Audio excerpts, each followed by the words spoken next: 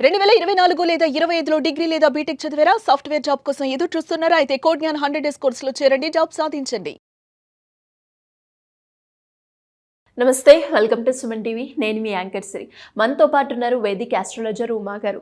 మరి సెప్టెంబర్ మాస ఫలాలు ఏ విధంగా ఉన్నాయి, ఏ ఏ సందర్భాల్లో ఏ ఏ రాశుల వారు ఎలాంటి జాగ్రత్తలు పాటించాల్సిన అవసరం ఉంది, వీటన్నిటి గురించి ఈరోజు మనకి క్లియర్గా ఇన్ఫర్మేషన్ ఇవ్వడానికి ఉమా గారు ఉన్నారు. అడిగి తెలుసుకునే ప్రయత్నం చేద్దాం. నమస్కారం ఉమా గారు. నమస్తే అమ్మా. సెప్టెంబర్ ద్వాదశ రాశుల వారికి కనుక మనం చూసుకున్నట్లయితే ముందుగా వారి యొక్క గ్రహ సంచారం ఏ విధంగా ఉండబోతుంది మాసం మొత్తం? తప్పకుండా అమ్మా. ఈ సెప్టెంబర్ మాసంలో ముఖ్యంగా 4 గ్రహ సంచారాలు అనేటువంటివి మారబోతున్నాయి, జరగబోతున్నాయి అండి.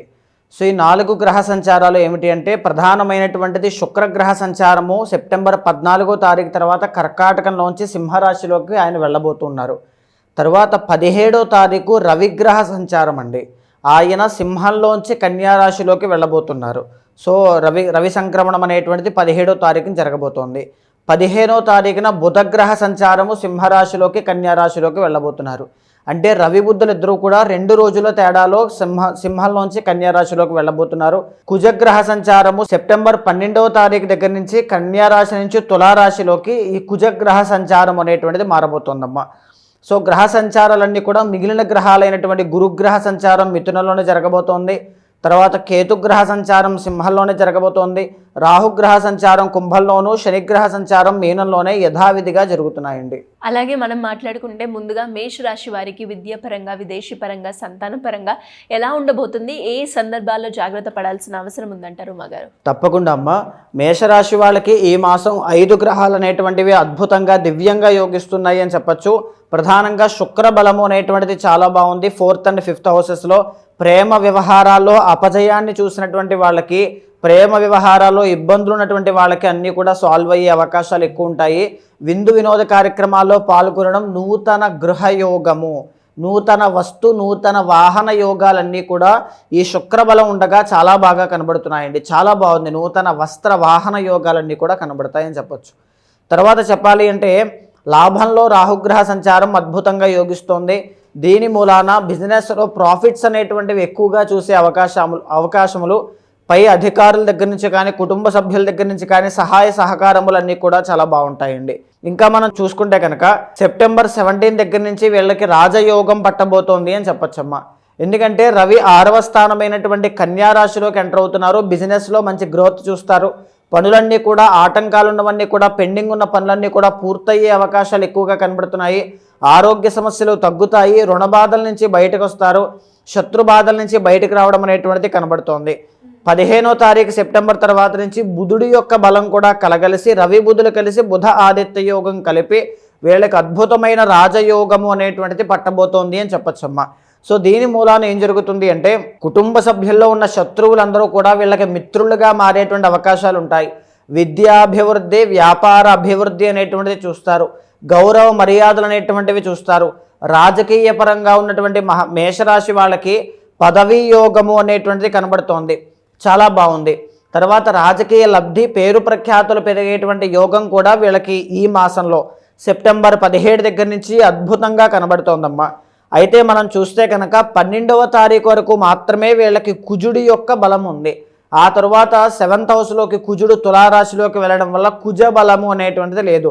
ఏదైనా అప్పు చేసేటువంటి యోగం కనబడుతోంది. అంటే ఈ రుణ బాధలు అనేటువంటివి ఎక్కువగా రావడం కానీ బిజినెస్ విషయాల్లో, లేకపోతే ఈ కలహాలు తగువులు అనేటువంటివి మ్యారిటల్ లైఫ్లో ఆర్ బిజినెస్ లైఫ్లో చూసే అవకాశాలు ఎక్కువగా కనబడుతున్నాయండి. సో ఈ కుజుడి యొక్క బలం పెరగడానికి మంగళవారం నాడు కందులు కేజింపావు దానంగా ఇచ్చినట్లయితే కుజుడి యొక్క బలం అద్భుతంగా పెరుగుతుంది. రుణ బాధల నుంచి తప్పించుకునే అవకాశాలు ఉంటాయి.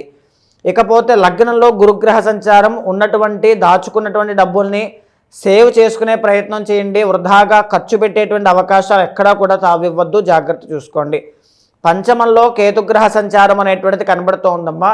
సంతాన విషయంలో, ఆరోగ్య సమస్యల విషయంలో జాగ్రత్తగా ఉండాలి. సంతానాన్ని పెంచేటువంటి విధానంలో జాగ్రత్త చూసుకోవాలి. లేదు అనుకుంటే మీ నడవడికలో ఎలాంటి బిహేవియర్లో చేంజెస్ రాకుండా ఉన్నటువంటి విధానాన్ని కొనసాగిస్తూ కొత్త అలవాట్లు, మార్పులకి తావివ్వకుండా జాగ్రత్త పడాలి. మానసిక ఒత్తిడి రాకుండా వినాయకుడి యొక్క ఆరాధన చేసినట్లయితే మానసిక ఒత్తిడి నుంచి తప్పించుకునేటువంటి అవకాశాలు ఎక్కువ ఉంటాయి. 12వ స్థానంలో శని వక్రించి లాభాన్ని చూస్తున్నారు. ప్రధానంగా వీళ్ళకి ఏలినాటి శని దోషం పార్షియల్గా వర్తిస్తోంది కాబట్టి ఉన్నటువంటి డబ్బుల్ని జాగ్రత్త పెట్టుకోవడం, ప్రయత్న లోపం లేకుండా ఏదైతే మీరు పనిలో ప్రయత్నం చేస్తున్నారో దాన్ని సంపూర్ణమైనటువంటి ప్రయత్న బలంతో చేసినట్లయితే గొప్పదైనటువంటి విజయాన్ని మీరు ఈ మాసంలో చూస్తారండి. చాలా బాగుంది. వీళ్ళకి కలిసి వచ్చే రోజు ఏంటండి? ఈ మాసంలో అండి, ప్రత్యేకించి సెప్టెంబర్ మాసంలో వీళ్ళకి బాగా కలిసి వచ్చేటువంటి రోజు ఆదివారం అండి. చాలా బాగా కలిసి వస్తుంది. కలిసి వచ్చే నెంబర్ ఉమాగారు? కలిసి వచ్చేటువంటి నెంబర్ 1 చాలా బాగా కలిసి వస్తుందమ్మా. కలిసి వచ్చే రంగు? కలిసి వచ్చేటువంటి రంగు ఎరుపు, లేత పచ్చ అనేటువంటి 2 రంగులు కూడా ఈ మాసంలో చాలా బాగా కలిసి వస్తాయి. తూర్పు దిక్కు అనేటువంటిది ఈ మాసంలో చాలా బాగా కలిసి వస్తుంది. తూర్పు దిక్కు ప్రయాణం మీకు అత్యంత అనుకూలంగా ఉండేటువంటిగా మారుస్తుంది. మరి అదే విధంగా ఈ మాసంలో ఎవరికైనా మీరు అన్నట్టుగానే ఏ ఏ గ్రహాలు వాళ్ళకైతే అనుకూలిస్తలేవో దానికి సంబంధించి ఎవరైనా కూడా పరిహారం చేసుకోవాలి అంటే ఎలా ఉంటుంది? తప్పకుండా అండి. ఈ మాసంలో ఈ కుజుడి యొక్క బలం తక్కువగా ఉంది కాబట్టి మంగళవారం రోజు సుబ్రహ్మణ్య దర్శనం చేసుకున్న, కందులు దానంగా ఇచ్చిన, నవగ్రహ ఆరాధన చేసిన అత్యంత శుభ ఫలితాలు చూస్తారమ్మా. మరి మీరు అన్నట్టుగానే ఇంకా ఎవరికైనా కూడా ఎలాంటి సమస్యలు ఉన్నా కూడా వాళ్ళ పరిష్కారం కోసం మిమ్మల్ని అప్రోచ్ అవ్వాలి అనుకుంటే ఏ విధంగా మిమ్మల్ని అప్రోచ్ అయ్యే ఛాన్స్ ఉందంటారు ఉమాగారు? తప్పకుండా అమ్మా. మనం మాట్లాడుకునేటువంటిది ఈ యొక్క సెప్టెంబర్ మాస ఫలితాలే కాకుండా పర్సనల్ చార్ట్ అనేటువంటిది కూడా సమన్వయం చేసుకుంటూ ముందుకు వెళ్ళాలి. ఎందుకు అని అంటే గోచార గ్రహచార సమన్వయమే మీ జీవితం అవుతుంది కాబట్టి అలాంటి వాళ్ళు ఎవరైనా ఉంటే మీకు కింద కనిపించే నెంబర్కి కాల్ చేస్తే మా వాళ్ళు మీకు పూర్తి వివరాలు అందిస్తారు.